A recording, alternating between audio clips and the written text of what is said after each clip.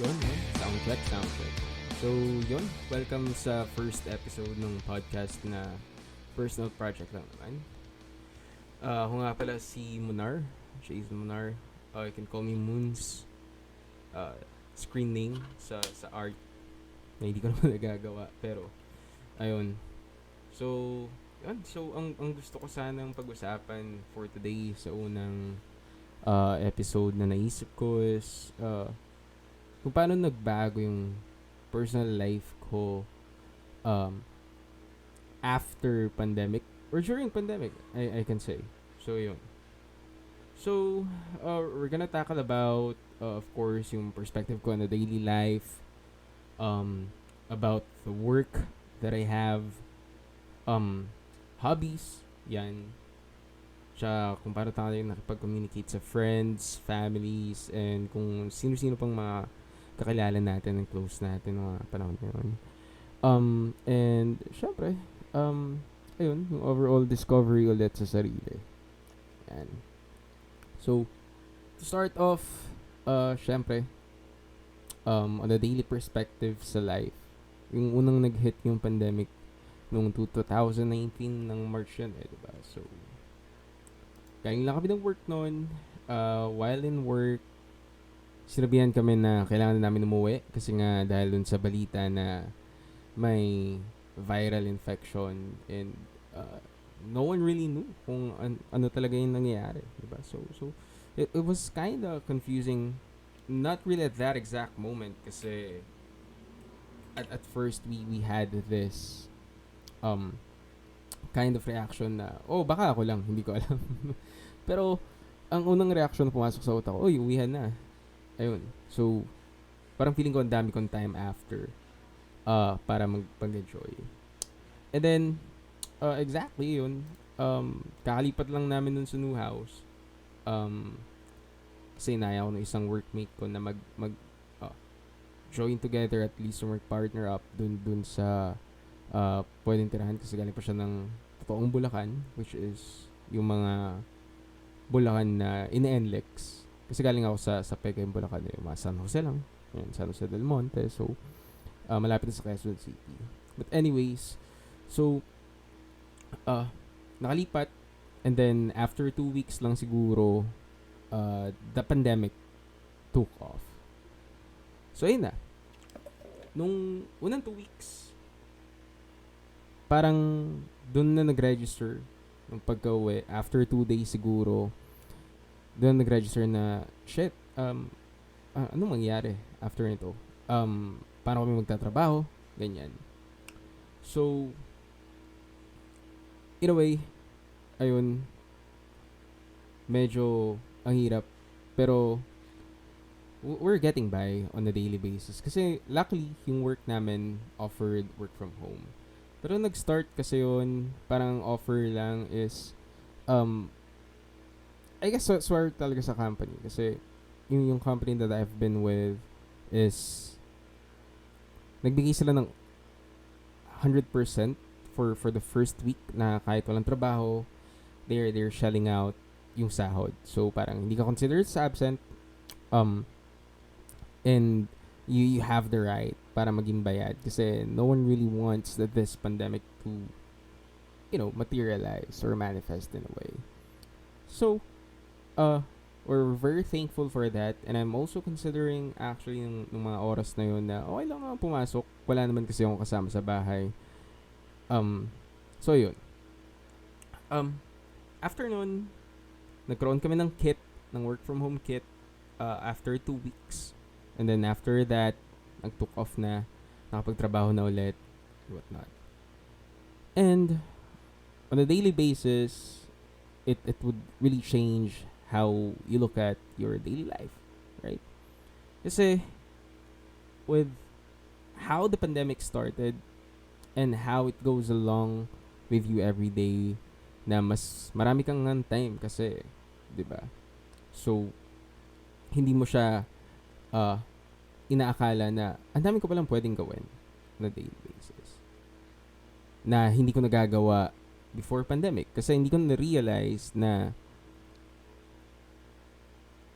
I'm losing so much of the time on things na sana pala ginawa ko. Parang dun ka lang magkakaroon ng appreciation talaga. Um, na I could have done better on those days na sinasayang ko just scrolling out Facebook, using the phone, or either naglalaro ko lang sa phone mo. I'm not saying it's unproductive. It's just for me. I could have done my hobbies na gusto ko talagang gawin instead of slacking off using those entertainments to begin with. So yun, on a daily basis mas na-appreciate ko yung yung sunlight na may kita mo ulit siya pagkagising mo. And then just the mere fact na pwede ka pang magtimpla ng kape, 'di ba? Yun lang. Makapag-breakfast ka at the least. And on this point of time, na-enjoy ko talaga yung alam mo yun, yung time ko with myself. Kasi basically, yung kasama ko sa nirent naming place that time is dahil nga may pamilya at asawa siya or may asawa at anak siya, umuwi ng totoong Bulacan. So, dahil nga may pitin checkpoint noon, nakakatawa. Kasi kumontak lang siya ng kakilala niyang truck driver. And then sa truck driver na yun, nag-act lang siya as pahinante kasi nga mahigpit na yung borders, 'di ba, for each cities and provinces that we have. And may yung checkpoint. So on that way, nakauwi siya.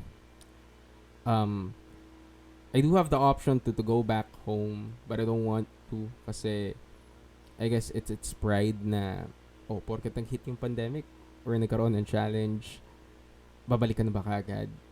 So, for me, nagstay na lang ako mag-isa doon. And, yun naman din talaga yung gusto ko ever since. Yung masolo ko man lang, at least yung space na meron ako or makagalaw ako ng sarili. And that really changed a lot. Kasi, doon ko naranasan na ikaw ang gagawa ng agahan mo, ikaw ang maghuhugas ng plato, lahat-lahat. Ikaw maglalaban ng damit and what so not. So, ayun. Pero I can't say na hindi siya naging challenging. It was really challenged because medyo emotional din akong tao. And it took off na parang anxiety, confusion, everything halo-halo na. So, dahil nga walang kasiguraduhan that time, we're not really certain about things, what's going to happen next, what are the steps, bagal pa ng gobyernong maksyon, 'di ba? Unorganized and everything. So, ayun yung mga naging challenges. And in a way, nag-spark din siya ng panibagong rage sa buhay. But most of all, or overall, I guess, doon ko nabuo yung mas naging understanding ako of what's really going on. Mas naging compassionate ako in my daily life. Mas na-appreciate ko yung small things that I can do.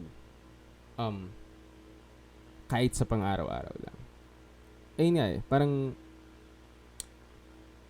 ang weird na inyong impact sa akin. Kasi ever since I was this person na crippling with sadness, sa pagkagising pa lang parang ang lungkot kagad, ang bigat-bigat, ang hirap bumangon.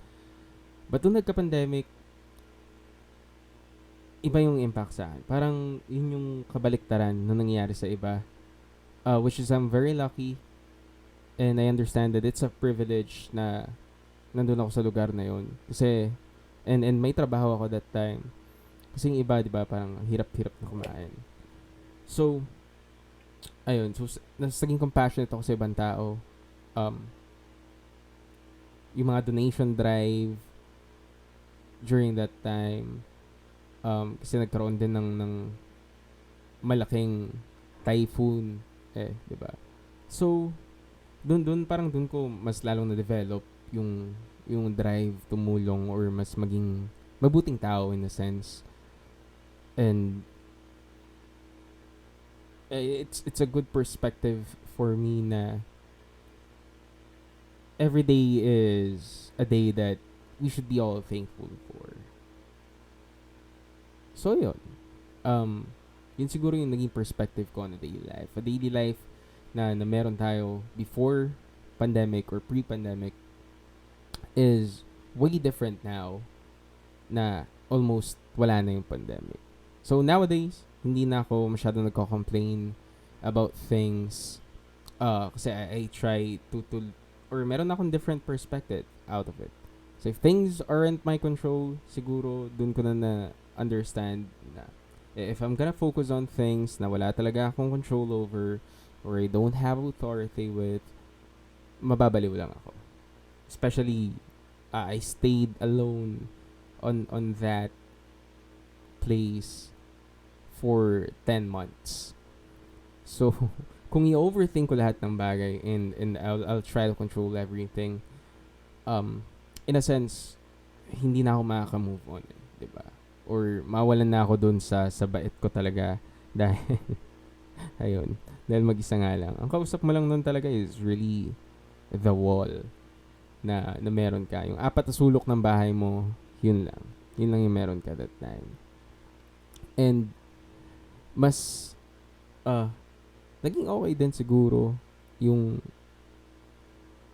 alam mo na yung siguro sa pagluluto din, 'di ba? Kasi medyo nakakasawa yung araw-araw parehas yung ulam mo itlog lang, prito itlog. Pero ayun. Tsaka naging noodles, instant noodles connoisseur all that time. Kasi medyo yun nga nag-start pa lang tayo maging independent in life eh. So mostly yung mga first few days or weeks na ako na lang mag-isa, nag-juggle around na lang ako dun sa mga instant noodles na pakukuluan mo, tapos halo mo yung seasoning. Diba? Medyo naging dependent on that part. Pero I can say, masarap talaga yung bulgogi. Medyo mahal lang eh, 58 na siya ngayon. No? But, still, an experience to live with na may kwento mo. Pwede mo pagyabang sa inuman. So, ayun siya. But, ayun, moving on. Mas okay ako ngayon. I guess na nag-gain ko yung stability ko. And mas naging tough siguro yung mindset ko na hindi ko pala gusto mamatay. I guess I just need more time to really discover myself sa pang-araw-araw na buhay. And I guess it provided us more time to really know the struggle within, kung anong meron na challenges tayo sa pang-araw-araw on a personal level, 'di ba? Kasi way back then before the pandemic hit, right? Ang dami nating problema eh, like kung sa trabaho man 'yan, minsan dadala mo sa bahay, yung problema mo sa ibang bagay, nagpapatong-patong na. But at this point of time, you all have the hours to think about what problems really matters most and what problems are problems na hindi naman ganun ka-impacting. So parang doon mo na sort out na hindi lahat ng problema kailangan sabay-sabay. You can do it one step at a time. And it's really naging perspective ko out of the daily life that I had. When it comes to work naman, no. Kasi ever since na nag-graduate ako ng college, after college, I applied for a job, trip lang, and then simula nun BPO na yung line ko. And up until now, andun pa rin ako sa line ng BPO. I'm not sure if I'm gonna get out of it or if I will try a different venture or career path. But so far, this is what sustains my life. This is what helps me to really buy off things na kailangan ko in life. I can't say it pays off that well na makaka-save ka ng too much money for other things. But I guess it's I can't say na I can say it's sustainable for now. You can buy things you want, you can at times, right? But mostly it would serve its purpose to at least just buy what you need on a daily life. So it's a work line that could probably get you by paycheck to paycheck. Yun yung kind of job na meron ako ngayon. And I guess dun din na develop yung uh more sa personality ko when it comes to work. I guess na develop din yung work ethic na nabago kasi nga pandemic eh, 'di ba? So, before kasi the pandemic hit, sa pagdating sa trabaho, hindi ako masyado talagang nagsasalita. Like, day in, day out, clock in, clock out lang yung ginagawa ko nung sa Cubao pa ako umuwi. Wala akong masyadong interaction with people. I just really wanna do the job, get home, then do my thing at home. But with the pandemic, dahil nga wala naman tayong ibang support system pa, and ang tanging communication lang that or those times is really virtual, right? So ang naging outlook ko doon is that whoever you're with sa work nyo, who would really matter a lot on how you can get by through difficult times. So maybe on that time, dun ko na develop yung stronger bond with my workmates that I never really had bago nung pandemic. So, sobrang weird no? Virtually pa ako nakapag-connect sa kanila. Siguro kasi to Wi-Fi. pero yun, I'm having difficulty connecting to people before pandemic, which is the biggest, I can say, improvement na experience ko after ng pandemic. Kasi there was one friend way back then na parang nung lumabas kami, nagbike kami. Ayun, sinabi niya sa akin na after namin magbike, nagulat siya kasi sobrang daldal ko na. I guess yun yung impact ng na-isolate ka for a long time. Especially, I lived there once again for 10 months na ako lang mag-isa. So I was craving for you know, interactions na dati lagi kong iniiwasan before the pandemic.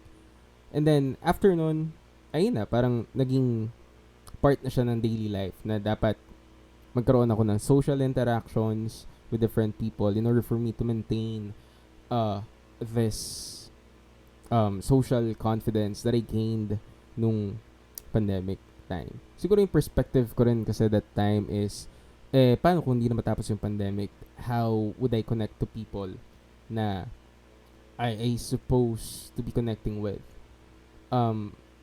Siguro mas naging open lang ako sa pagsasalita and pag-share ng perspective ko. Kasi way back then, lagi lang akong, okay. Oo, sige. Parang maganda nga yun. Ganun lang. Like, one sentence, one reply, one-liners lang. And laging ako yung mahiyain dun sa group. I never put anything on the table kasi nga, I lack the confidence. I lack the social skills to begin with. And the pandemic helped me to have that kind of experience with people I never knew I can share the insights with. So ayun yung sa naging perspective ko sa work. So whoever you're working with right now, try to build that connection. You know, kasi you never know, diba? In the future, they're gonna be the only support system that you'll have. Kung meron man ulit ganun na case, which is possibly meron pa in the future. So ayun, I guess what I'm trying to say is that value things or value the people that you have around with you, that you work with every day, especially in a company setup, or kung nasa corporate job ka, you would really need to interact to people and build that kind of connection. But in a sense, this time, dahil nga sa pandemic and yung experience ko na yun, it's not just about connecting dahil kailangan kong mag-connect sa tao dahil it's part of the job.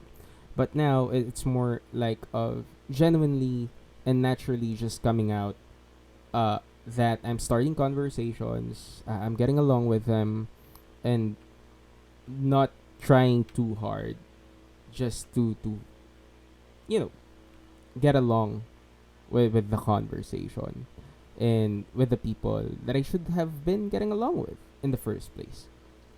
So, ayun, yun yung nagbago pagdating sa perspective ko sa work. And during those time din kasi, I had given the chance to step up um, and opportunity to show or cater at least more responsibility um, with the work line that I have. So basically, um, I've been working with new hires. So, ayun. Mas naging caring ako sa tao, I can say. And, yun nga, mas naging genuine lang lahat ng actions against it. So, I think it's a good thing for me to reconnect back to people na uh, sinasabi ko dati bago mag-pandemic na hate ko mag-interact sa tao. But now I'm really enjoying talking to people, learning a lot of stuff from their own things, and just really genuinely curious kung ano yung mga pwede kong matutunan sa tao na to pag kinausap ko siya. Kasi way back then, we have this pre-notion na, ay, kupal tong taong to siguro. Mga ganun bagay. Pero, after, yun nga, the pandemic, I guess, siguro part lang ng personality niya or ganun lang talaga siya. But my takeaway is always, what have I learned from this specific person that I talked with? Diba? By the end of the day, ang gusto mo lang naman is growth. Diba? So, ayun, yung nagbago sa akin when it comes to work. And kung gaano ka-privilege yung work na ganito, na nasa BPO ka. So, for me, it's a lot of changes talaga in perspective dun sa work setup namin. And I learned to really grasp the idea of how to connect to people and why is it important. Why is it so important for us to have that genuine care, that genuine pakikisama sa tao. Because anytime, once again, could be your support system in the future. Right? So, that's about for work. And going to hobbies naman, dahil nga work from home lang lahat, ito yung isa sa mga pinaka-paborito kong nangyari nung pandemic. Personally, for me talaga is, naka-visit back ako sa mga talagang gusto kong gawin.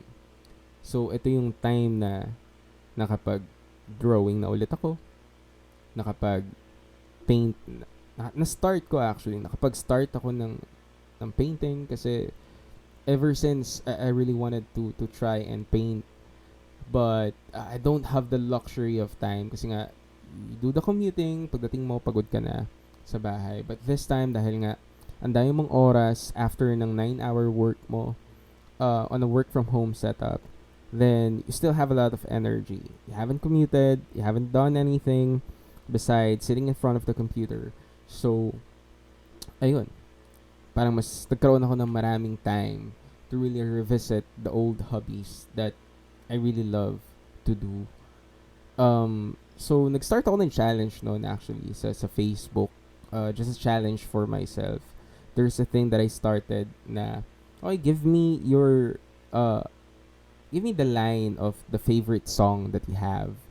And, tatry kong i-interpret yun into drawing or manifesting into drawing. So it was really fun kasi I wasn't really expecting it to be big with my friends in Facebook since yun nga dahil hindi naman ako nag-interact sa kanila before.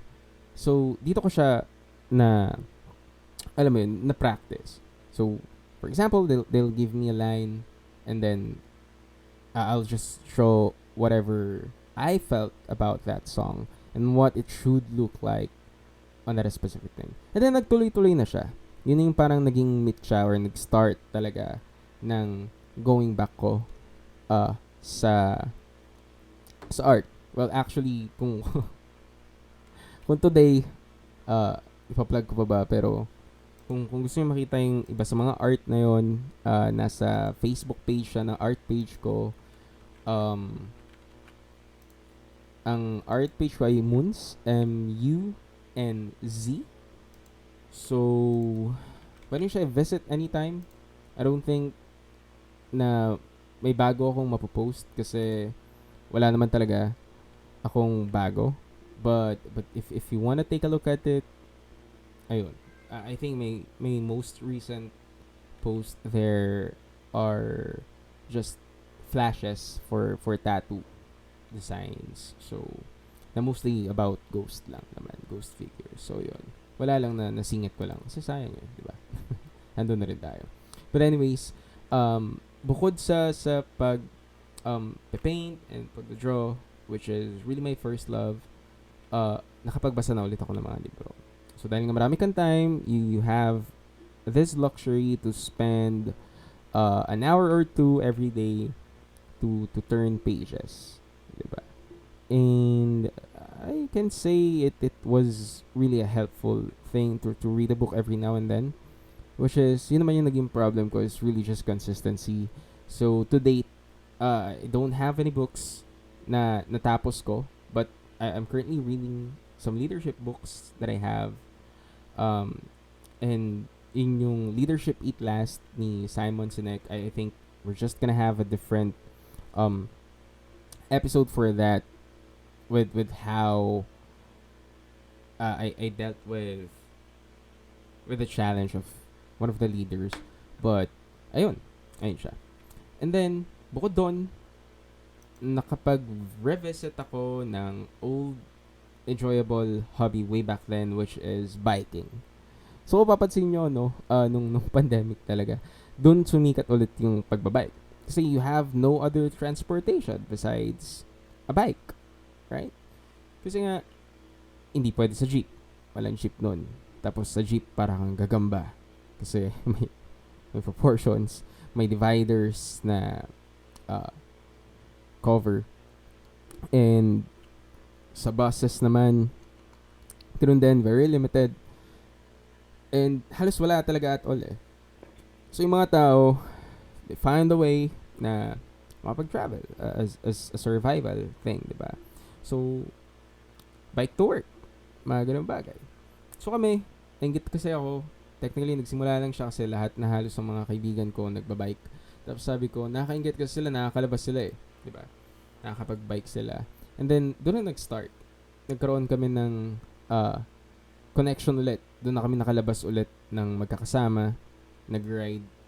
But mostly si Francis lang talaga yung kasama ko at that time. So, pwedeng yung visit nga pala yung Facebook page ng kaibigan ko. Pero I don't think pwede ko siya sabihin.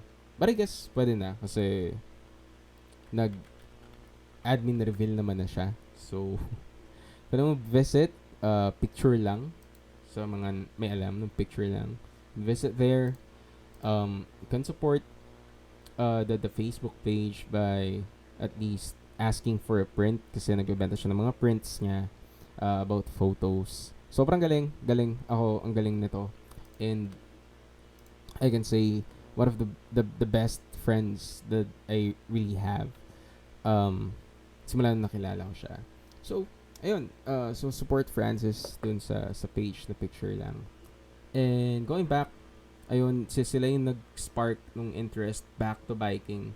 And then, ang gusto ko talagang kunin is really yung bike na gravel bike. Kaya lang, at that time talaga, wala yung gravel bike na gusto ko. Sunpid lang yun eh. Sunpid na black. Parang cyclocross. And maganda ang pogi kasi sobrang pogi yung bike. You should check it out. Pero wala na siyang stock kasi nga parang doon spike yung interest ng mga tao sa biking dahil nga you can go to point A, from point A to point B ng sariling paa mo lang. So basically nakuha ako ng bike pero folding bike lang siya na up until now hindi ko masabing ginagamit ko pero nakastock sa bahay kasi dahil wala nang energy to use the bike again kasi work on site na ulit lahat. But yun, yun yung nag-start ulit ng Notion para magkasama-sama ulit yung magkakaibigan. Yun yung naging kapag day off, automatic mag-ride na. So, kami dalawa ni Francis, parang lagi kami nakikita sa Cubao, yung halfway namin, pero taga Eastwood lang talaga siya. But okay lang, from Fairview, magbabike ako hanggang Cubao, tapos from there, bala na kung saan kami pupunta that day. Pero naalala ko lang is nakapag MOA loop kami. So, from Fairview, nag-MOA kami. And then, na-disgrasya pa ako that time kasi mabuhangin yung daan. So, ayun. Ayun yung isa sa mga nangyari. Nag-MOA loop. Nakauwi ako siguro by ang oras na sobrang late na rin nun. Pero, okay lang. Muulan pa pag-uwi. Tapos may mga benda na ako kasi dumudugo yung mga sugat. But, ayun, naitawid. And, sobrang saya din ng experience na yun. And, from there, naka-make din ako ng new friends. So, pupunta na tayo dun sa how we communicate and getting in touch with our friends, diba? And yung part na yun, I guess, nung mga unang months nung pandemic, ang dami nating time talaga Parang wala tayong ibang magawa kasi nga na-anxiety tayo lahat. So, the only thing that you can do to really tone down that anxiety is to speak with someone. And you can't do that if you're alone, right? Without any phone and connection at all. So, buti na lang, meron akong mga supportive group of friends from Cubao, which is Kumon. So, I have Tobit, then si Paolo Santos, Monique, na ever since friend ko since 2011 virtually, na nakita ko lang noong 2017 in person. So, saya. Andun din si Francis. And, ayun. So, we took off the things that we need to talk about on a daily basis dun sa Kumon group. And, fun din naman. And, siguro, way to really reconnect back to the friends na nakakalimutan, or hindi naman siguro nakakalimutan. Siguro na-set aside yung panahon natin nung pre-pandemic kasi, syempre, you have other responsibilities, work, and other things that's going on in your life. Diba? Just life happens So, that's the time na nakapag-look back tayo sa mga kakilala natin. Kasi kahit yung mga high school friends mo, na message mo na, nabuhay ulit yung mga GCs nyo sa Messenger na meron kayo nung high school pa lang. Yung college friends mo, ayun din. Parang every now and then may appointment ka sa sa araw-araw na group video call. So, ayun. Nakausap ko ulit yung Dash 1, which is the solid section that I had way back in college. Nakausap ko ulit yung mga tropa ko ng high school. And it was nice catching up, right? It was a moment for us to really realize na it's been so long pala bago natin napapansin na ang bilis ng oras. So, parang doon lang nag-kick in sa akin na, ayun, I have really have just accustomed myself to be driven to work. And work. And wala na ako masyadong nagiging time to reconnect back to the people na nakilala ko and naging part ng life on a daily basis way back then. Kasi yung iba kong friends, solid pa rin hanggang ngayon yung mga high school friends, nagkikita pa rin sila almost every week. Pero ako lang talaga yung, I can say, hindi na nagtuloy-tuloy ng pagiging active pagdating sa, uy, kita naman tayo every ganito, ganyan. Siguro yun yung isa sa mga bagay na kailangan ko pang i-improve and that I would need to spend some time reaching out to them, and reconnect at the least. Kasi it was really nice just catching up and take a look kung saan ka galing before and kung nasan ka na ngayon. So, ayun. And then, as the pandemic uh, tones down, nagkakaroon na ng vaccine and whatnot, parang mas nagkaroon ulit ng connection. So na yung gathering ulit eh. 'Di ba? Parang lahat ng mga plinano natin nung unang months ng pandemic, nagkatotoo siya. This time, nagkatotoo na siya. Yung mga plano, hindi na siya drawing. So, nagkasama-sama na ulit lahat ng magkakaibigan, and it's nice to see na ang dami pa rin nating baong kwento sa isa't isa kahit all throughout pandemic. Same lang naman din yung pinag-uusapan natin. I guess it's really the company itself and yung taong kasama mo, and the moments you had. Yun yung refreshing sa part na yon. So, ayun siya. Maganda rin yung experience ko sa reconnecting or rebuilding the friendship that I had. So, ayun, ang daming kong na-discover sa sarili ko nung pandemic. Ang daming breakthroughs, I can say, na hindi ko na-expect makuha just out from being isolated for so many months. And I can say that the impact is really good for me, at the least, personally.